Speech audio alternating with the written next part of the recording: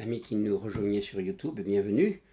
Vous nous avez suivis, je suppose, pour certains d'entre vous, pour les petits épisodes de Au cœur du cœur que nous devons à Patricia et à Gaël. Et je salue Patricia ce matin qui est derrière la caméra.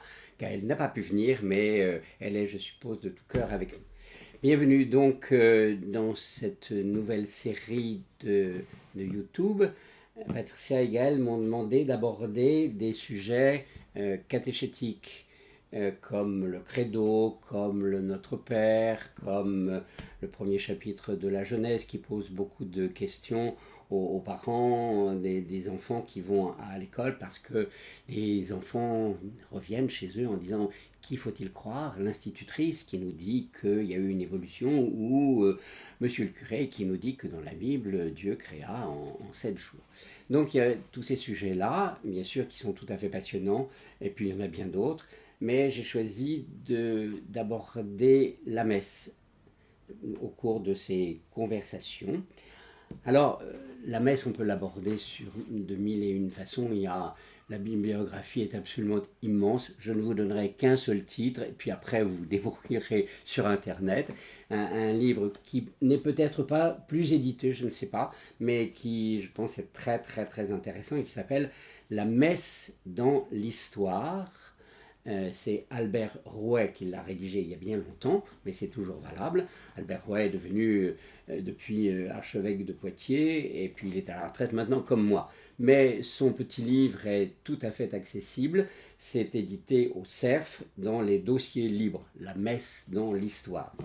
Donc je ne parlerai pas de la messe dans l'histoire. Il y a beaucoup de choses dont je ne parlerai pas, parce que quand on aborde un sujet, il faut éliminer tout ce dont on ne parlerait pas.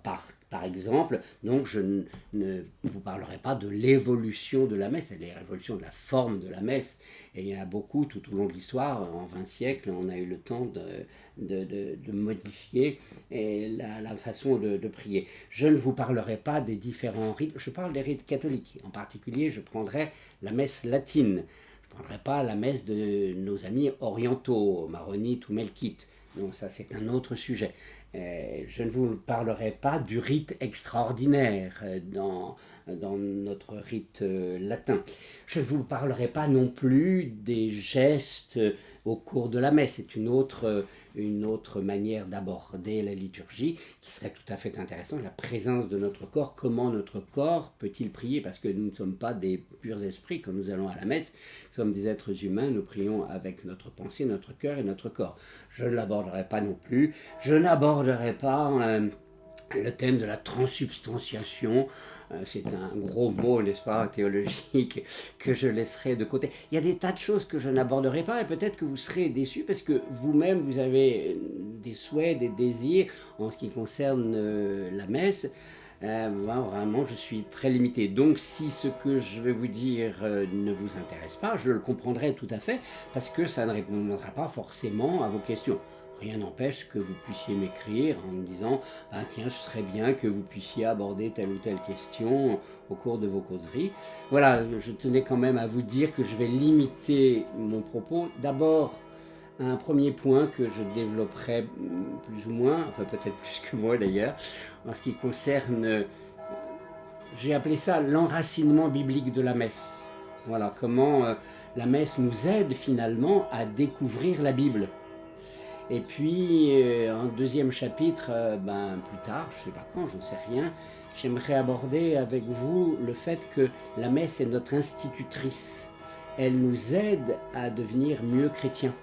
Pas seulement un rite du dimanche, il faut y aller, l'Église y tient évidemment à juste titre, mais une fois que c'est passé, on fait autre chose. Non, comment la messe nous aide-t-elle à devenir plus chrétiens que nous ne le sommes? C'est un de ses buts quand même, et donc ça ce sera mon deuxième chapitre. Mais pour l'instant, mon premier chapitre, grand chapitre, parce que je l'aborderai de plusieurs façons, ce sera l'enracinement biblique, le lien de la Bible avec la messe, ou le lien de la messe avec la Bible, parce que comme ça vous permettra de reprendre vous-même votre Bible et de feuilleter, et puis de regarder, et peut-être de découvrir des choses que je n'aurais pas dites moi-même.